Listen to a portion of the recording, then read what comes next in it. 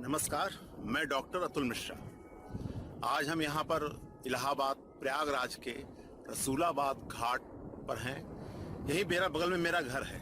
हमारा पूरा जीवन बचपन से जब हम लोग बड़े हुए हैं तो इसी गंगा नदी के किनारे आप देख रहे होंगे हमारा जीवन गुजरा है। सुबह होती थी तो सुबह गंगा नहाने आ जाते थे, स्कूल से लौट के आए फिर गंगा नहाने आ गए। तो हम लोग के जीवन में बहुत बड़ा रोल इस गंगा नदी का है।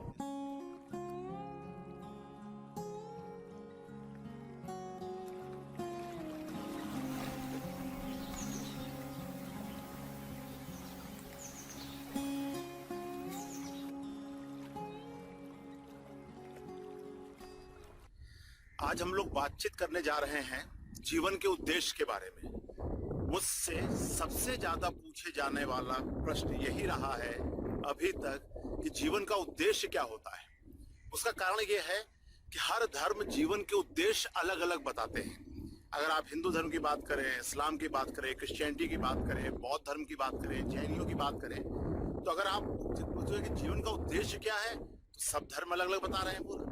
अगर आप साइंस पे जाएं तो साइंस ऐसा कोई जीवन का उद्देश्य बता ही नहीं पाता है। तो हमें अब लगता है कि सबसे ज्यादा जो पूछा जाने वाला जिज्ञासा जो होती है वो जीवन का उद्देश्य क्या होता है।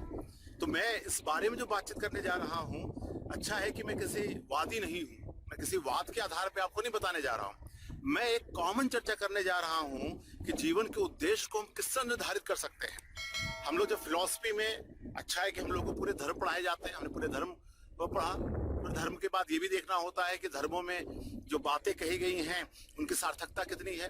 तो सबको जोड़ दिया जाए या हटा दिया जाए तो मुझे लगता है कि जीवन का उद्देश्य बहुत सरल है और इसको हमें प्रकृति से सीखना पड़ता है। इसको कोई निश्चित क्राइटेरिया नहीं है कि 1 है, 2 है, 3 है। लेकिन मुझे लगता है कि आज इस मौके पर जहां हम लोग गंगा नदी के किनारे हैं वहां पर हम लोग बातचीत कर सकते हैं और आपको भी शामिल कर लेते हैं कि हम सब मिलकर उस उद्देश्य को ढूंढ सकते हैं। जैसे मैं आपसे पूछूं अभी तक आपको क्या लगता है जीवन का उद्देश्य क्या है? आप जिस भी धर्म को मानते हैं उसके अनुसार क्या उद्देश्य है? अब देखते हैं, विचार कर ले हम लोग। तो मुझे ये लगता है कि अगर उद्देश्यों पे जाएं तो पहला तो उद्देश्य कैसा होना चाहिए? उद्देश्य वो होना चाहिए जिसको सभी अपना सके पूरी दुनिया में। उद्देश्य ये होना चाहिए जो हमारे 24 घंटे को बेहतर कर दे। उद्देश्य ये होना चाहिए कि सिर्फ हमें ही ना अच्छा ना करे, वो पूरी दुनिया की बेहतरी के लिए काम कर सके। इसलिए अलग अलग चर्चाओं पर हम लोग आते हैं, अलग अलग बिंदुओं पर आते हैं। ऐसा नहीं कि मैंने कोई पहले से 4-5 बिंदु निर्धारित कर रखे हैं, लेकिन हम लोग धीरे धीरे आगे बढ़ते हैं। पहला उद्देश्य क्या हो सकता है? भाई पहला उद्देश्य तो यही हो सकता है जीना। अगर आपको ये जीवन मिला है तो जीवन का जो पहला उद्देश्य है उसे हम लोग जीने में कह सकते हैं। जब छोटा बच्चा जन्म लेता है तब भी वो इस बात को जानता है कि मैं इस धरती पे आया हूं तो पहला रोल मेरा जो होगा, मुझे अच्छी तरह से जीना है, बचे रहना है। तो जीवन का पहला उद्देश्य ये है, इस जीवन को जीना चाहिए। कहीं कहीं तो मुझे लगता है कि मुझे अक्सर ये कह के छोड़ देना चाहिए। जीवन का जो उद्देश्य है, पहला उद्देश्य है कि हमें जीना है और आखिरी उद्देश्य भी यही हो जाता है कि हमें इसको जीना है। लेकिन चलिए अब दूसरे पर आते हैं। एक मुझे अभी जो ध्यान आ रहा है, एक उपन्यास है स्पार्टाकस। वो एक सामान्य सा हावर्ड फास्ट ने लिखा हुआ है। उसमें उन्होंने बड़े अच्छी बात कही। उसमें उन लोगों की कहानियां हैं जो कि दुनिया के सबसे कह सकते हैं दुर्भाग्यशाली लोगों में रहे होंगे, जिसे हम कहते हैं ग्लेडिएटर कहा जाता था, जिन्हें रोमन सैनिक चारों तरफ से बैठ जाते थे या रोमन लोग, और उनके सामने 2 लोग लड़ते थे और उसका जो आनंद है या लड़ाई यहाँ तक होती थी उसमें एक मारा जाता है। तो उसमें एक जो पात्र है, जो उसका नायक है, जो वो कहता है, जब उसकी एक लड़ाई तय की जाती है, उसके साथी से तय की जाती है, दोनों में से एक को मरना था। तो वो उसका साथी जो था वो स्पार्टाकस के बहुत सम्मान करता था। उसने कहा मैं तुमसे नहीं लड़ूंगा। और फिर वो कहता है हम लोग इसलिए पैदा हुए थे कि एक दिन इस तरह लड़ते हुए मरेंगे। तो फिर स्पार्टाकस कहता है कि नहीं, जीवन का जो उद्देश्य है इसको समझो, हमें लड़ना तो है ही है, हम बिना लड़े नहीं मरेंगे। अगर हम लोग नहीं लड़ेंगे तो दोनों मारे जाएंगे, अगर हम लड़ते हैं तो कम से कम एक व्यक्ति जिंदा रहेगा। और जब पूछता है क्या हम इसीलिए बने थे, तो उससे बहुत अच्छी लाइन आती है कि जो बात एक छोटा बच्चा जानता है वो बात मुझसे मत कहो। मतलब हमें अच्छी तरह से जीना है। मैंने इसलिए जानबूझ के ऐसे व्यक्ति की बात की जो ईश्वर को नहीं मानता, लेकिन जो लोग ईश्वर को मानते हैं उनको भी इससे सहमत होना पड़ेगा कि भगवान ने अगर हमें इस धरती पे भेजा है तो हमें जीने के लिए भेजा है कि हम जाएं और अच्छी तरह से जीवन जिएं। जीवन का पहला उद्देश्य ये आ गया। अब दूसरा क्या उद्देश्य आ गया कि भाई जीवन में चले आए हैं तो हमारे में जो प्रतिभा है हम उसको अव्यक्त कर सके। हर सब में अलग अलग प्रतिभा होती है, तो हमारे जो पोटेंशियल है अगर हम उसको व्यक्त कर दे रहे हैं, उसको मूर्त रूप दे रहे हैं, तो ये आपका दूसरा उद्देश्य है, ये आपकी जिम्मेदारी भी है। तो पहला जीना, और जीने के साथ साथ जो क्षमताएं हैं उसको अव्यक्त करते रहना। क्यों? क्योंकि अगर आप ईश्वर को भी मान रहे हैं, प्रकृति को भी मान रहे हैं, तो ये तो होना ही चाहिए कि भाई जो क्षमता आपको देके भेजी गई है उसको अव्यक्त करना। और आपने देखा होगा पूरी मानवता के विकास में ऐसे महान लोगों का योगदान है जिन्होंने अपनी क्षमताओं को व्यक्त कर दिया। अब दो उद्देश्य के बाद अब तीसरा उद्देश्य आ रहा है कि हम अपने खुशी के लिए काम करते हैं। अपने उद्देश्य को तो पूर्ण कर रहे हैं, लेकिन हमें उसमें खुशी मिलनी चाहिए, आनंद मिलना चाहिए। आप बहुत सारे काम ऐसे कर रहे हैं जिससे कि आपको उस समय के लिए तनाव हो सकता है, अपनी प्रतिभा को व्यक्त करने में तनाव हो सकता है, लेकिन फाइनली हमें एक आनंद की भी तलाश होती है कि हमारे जो 24 घंटे हैं वो अच्छी तरह से बीत सके, हमारे जीवन के उद्देश्य को आगे बढ़ा सके। अब तीसरे पे आ गए। इसका मतलब क्या है कि हम सबको अपने खुशी के लिए काम करना चाहिए, आनंद के लिए भी काम करना चाहिए। ये उद्देश्य नहीं होना चाहिए। जैसे ही आप पहला स्टेप पालन करोगे, जियोगे और दूसरे स्टेप पर आओगे, अपनी प्रतिभा का विकास करोगे, तो तीसरा स्टेप अपने आप आ जाता है। लेकिन अब फिर एक समस्या यहाँ पर आ गई, तो क्या हम स्वार्थी हो जाएं? क्या हम अपने आनंद के लिए दूसरों को कष्ट पहुंचाने लगे? इसके साथ एक क्लॉज लगा दिया गया।